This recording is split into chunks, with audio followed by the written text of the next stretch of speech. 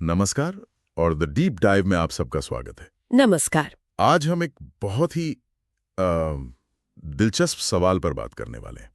हमारी जो हकीकत है वो असल में कितनी हकीकत है। और इस सवाल की गहराई में जाने के लिए हमारे पास ज्ञान की दुनिया नाम के एक ऑनलाइन स्रोत से कुछ बहुत ही हैरान करने वाले तथ्य हैं। बिल्कुल। और ये तथ्य इशारा करते हैं कि जिसे हम सच समझते हैं या हमारी यादें, यहाँ तक कि समय, वो सब दिमाग का बनाया हुआ एक खेल हो सकता है। बिल्कुल। तो आज हम सिर्फ इन तथ्यों को जानेंगे नहीं, बल्कि इन्हें जोड़कर दिमाग की इस कहानी को समझने की कोशिश करेंगे। तो चलिए शुरू करते हैं। हाँ, और ये हमारे रोज के अनुभवों को देखने का नजरिया हमेशा के लिए बदल सकता है। तो पहला तथ्य सपनों के बारे में है। स्रोत कहता है कि हमारा दिमाग सपनों और असलियत में फर्क नहीं कर पाता। इसीलिए तो सपने इतने असली लगते हैं ना। कई बार तो आंख खुलती है और दिल धड़क रहा होता है और यकीन ही नहीं होता कि वो सच नहीं था। और ये एक ऐसी बात है जिसे सुनकर लगता है, अरे ये तो कभी सोचा ही नहीं कि ऐसा होता क्यों है। हाँ, क्यों होता है? देखिए, जब हम सपना देख रहे होते हैं तो दिमाग के जो इमोशनल सेंटर है, जैसे अमिगडाला, जो डर और खुशी को कंट्रोल करता है, हाँ वही, और साथ में मेमोरी सेंटर हिप्पोकैम्पस, ये दोनों पूरी तरह एक्टिव होते हैं। दिमाग बहुत गहरी भावनाएं महसूस कर रहा होता है। अच्छा, लेकिन अगर दिमाग इतना एक्टिव है तो उसे ये क्यों नहीं पता चलता कि ये सब असली नहीं है? यही तो सबसे मजेदार बात है। दिमाग का वो हिस्सा जो तर्क करता है, जो लॉजिक लगाता है, प्रीफ्रंटल कॉर्टेक्स, बिल्कुल, वो हिस्सा उस वक्त लगभग सोया हुआ होता है। तो आपके पास भावनाएं हैं, तस्वीरें हैं, लेकिन कोई फिल्टर नहीं है, कोई चेक करने वाला नहीं है। और हमारी आंखें, कान, ये सब भी तो बाहरी दुनिया से कटे होते हैं। सही कहा। तो दिमाग के पास बस अपनी बनाई हुई दुनिया है और वो उसे ही सच मान लेता है। लेकिन फिर जागने पर ये फर्क पता कैसे चल जाता है? ऐसा कौन सा स्विच ऑन होता है? बहुत अच्छा सवाल है। वो स्विच वही प्रीफ्रंटल कॉर्टेक्स है। जैसे ही हम जागते हैं वो ऑनलाइन आ जाता है। अच्छा। वो तुरंत देखता है कि आप अपने बिस्तर पर है, सुबह हो चुकी है, और फिर वो सपने की यादों को इस हकीकत से मिलाता है। और जब उसे लगता है कि उड़ने की याद हकीकत से मेल नहीं खाती, तो वो उसे सपना लेबल करके फाइल कर देता है। बिल्कुल, ये एकदम वर्चुअल रियलिटी जैसा है। वीआर भी तो हमारे दिमाग के इसी सिस्टम को हैक करता है ना। सही बात है। और दिमाग का एक खेल सिर्फ सपनों तक नहीं है, ये हमारी यादों के साथ भी होता है। हाँ, और स्रोत का अगला बिंदु इसी बारे में है। ये तथ्य तो मुझे पढ़कर ही थोड़ा चुभ गया था कि इंसान शारीरिक दर्द से ज्यादा अपमान को याद रखता है। किसी की कही एक छोटी सी बात सालों तक याद रहती है, पर बचपन में हाथ टूटने का दर्द हम भूल जाते हैं। इसके पीछे का कारण हमारे विकास की कहानी में है। सोचिए, लाखों साल पहले हमारे पूर्वजों के लिए पैर में चोट लगना खतरनाक था, लेकिन समूह से बाहर निकाल दिया जाना तो मौत की सजा थी। बिल्कुल, अकेले कोई जिंदा नहीं रह सकता था। इसलिए हमारे दिमाग ने सामाजिक दर्द को, मतलब अपमान या तिरस्कार को, शारीरिक दर्द से भी बड़ा खतरा मानकर दर्ज कर लिया। ये बात तो बिल्कुल सच है। मुझे याद है कॉलेज में एक बार पैर में मोच आ गई थी, बहुत दर्द था, पर आज वो दर्द याद नहीं। लेकिन एक पार्टी में किसी ने मेरे कपड़ों पर कुछ कह दिया था, वो आज भी साफ साफ याद है और बुरा भी लगता है सोचकर। आपका ये अनुभव एकदम सटीक उदाहरण है। जब हमें कोई अपमानित करता है तो दिमाग के वही हिस्से एक्टिव होते हैं जो शारीरिक दर्द में होते हैं। अच्छा। हाँ, लेकिन सामाजिक दर्द के साथ एक कहानी जुड़ जाती है। मैं अच्छा नहीं हूँ, ये लोग मुझे पसंद नहीं करते, और ये कहानी उस याद को बार बार जिंदा करती है। मतलब पैर का दर्द तो चला गया, पर अपमान की कहानी दिमाग में चलती रही। हाँ, ये एक सर्वाइवल मैकेनिज्म है जो आज की दुनिया में एक बोझ बन गया है। तो दिमाग हमारे अतीत को तो कंट्रोल करता ही है, क्या वो हमारे अभी के अनुभव को भी बदलता है? मेरा मतलब है समय को। बिल्कुल, और ये दिमाग की कहानी बनाने की क्षमता का शायद सबसे अच्छा उदाहरण है। तथ्य ये है कि जब हम खुश होते हैं तो समय उड़ जाता है। हाँ। और जब दुखी या बोर हो रहे होते हैं तो वही समय कटता ही नहीं। किसी अच्छी पार्टी के 3 घंटे 3 मिनट जैसे लगते हैं, और किसी बोरिंग मीटिंग में 3 मिनट 3 घंटे जैसे। बिल्कुल ठीक है। ऐसा इसलिए होता है क्योंकि समय नहीं बदलता, समय को लेकर हमारा अनुभव बदल जाता है। जब हम किसी मजेदार काम में डूबे होते हैं, मतलब फ्लो स्टेट में, तो दिमाग के पास समय का हिसाब रखने के लिए रिसोर्स ही नहीं बचते। वो समय पर ध्यान ही नहीं देता। और बोरियत में इसका ठीक उल्टा होता होगा। एकदम उल्टा।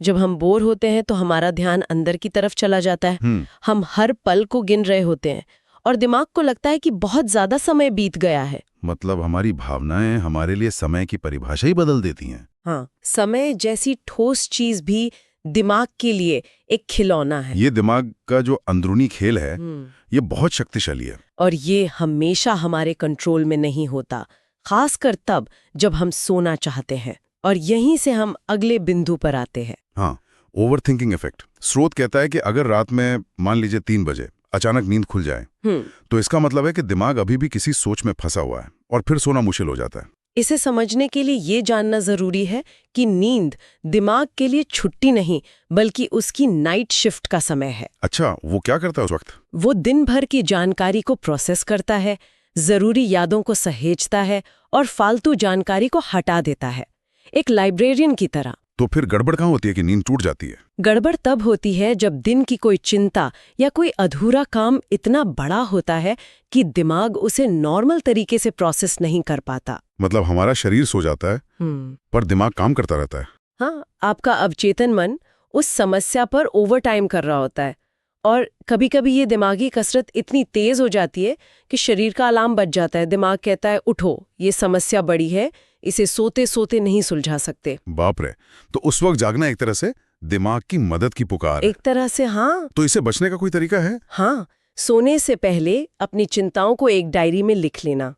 इससे आप दिमाग को सिग्नल देते हैं कि ये नोट कर लिया है, सुबह देखेंगे, अभी आराम करो। ये बहुत दिलचस्प है कि कैसे एक मानसिक स्थिति का सीधा असर नींद जैसी शारीरिक क्रिया पर पड़ता है। हाँ, और मन शरीर का ये कनेक्शन हमारे अगले बिंदु में और भी साफ दिखता है। दिल के धड़कन वाला। हाँ, तथ्य ये है कि जब हम किसी चीज से बहुत ज्यादा जुड़ जाते हैं या उत्साहित होते हैं तो दिल की धड़कन तेज हो जाती है। हम कहते हैं मेरा दिल जोर से धड़क रहा है। हाँ, पर स्रोत कहता है कि ये दिल का नहीं, दिमाग के केमिकल्स का कमाल है। मुझे याद है एक बार मुझे एक बड़ी भीड़ के सामने बोलना था। स्टेज पर जाने से पहले मेरा दिल इतनी जोर से धड़क रहा था, मुझे लगा बाहर आ जाएगा। ये बिल्कुल सही उदाहरण है। उस वक्त आपके दिल ने खुद से तेज धड़कने का फैसला नहीं किया। तो फिर आपके दिमाग ने उस स्थिति को एक खतरे के रूप में देखा और जवाब में उसने तुरंत एड्रीनलिन जैसे स्ट्रेस हार्मोन्स छोड़े। अच्छा। उन केमिकल्स ने खून में मिलकर दिल को सिग्नल दिया, तेज धड़को, हमें इस खतरे से लड़ने या भागने के लिए तैयार रहना है। तो ये वही फाइट और फ्लाइट वाली प्रतिक्रिया है। मतलब दिल तो सिर्फ दिमाग का आदेश मान रहा था। बिल्कुल। भावना दिमाग में पैदा हुई, डर या उत्साह, और उसका शारीरिक असर दिल पर महसूस हुआ। इन सभी बातों को सुनकर एक चीज तो साफ है, हमारे अनुभव का ज्यादातर हिस्सा दिमाग के अंदर ही बन रहा है। हाँ, और ये हमें स्रोत के आखिरी और शायद सबसे प्रेरणादायक तथ्य पर लाता है, जो कहता है कि आप खुद को जितना समझते हैं, असल में आप उससे कहीं ज्यादा शक्तिशाली और समझदार हैं। बस जरूरत है अपने दिमाग को सही दिशा देने की। तो क्या ये सिर्फ एक मोटिवेशनल बात है? नहीं, ये सिर्फ एक अच्छी लगने वाली बात नहीं है, यह हमारी अब तक की पूरी चर्चा का सार है। कैसे?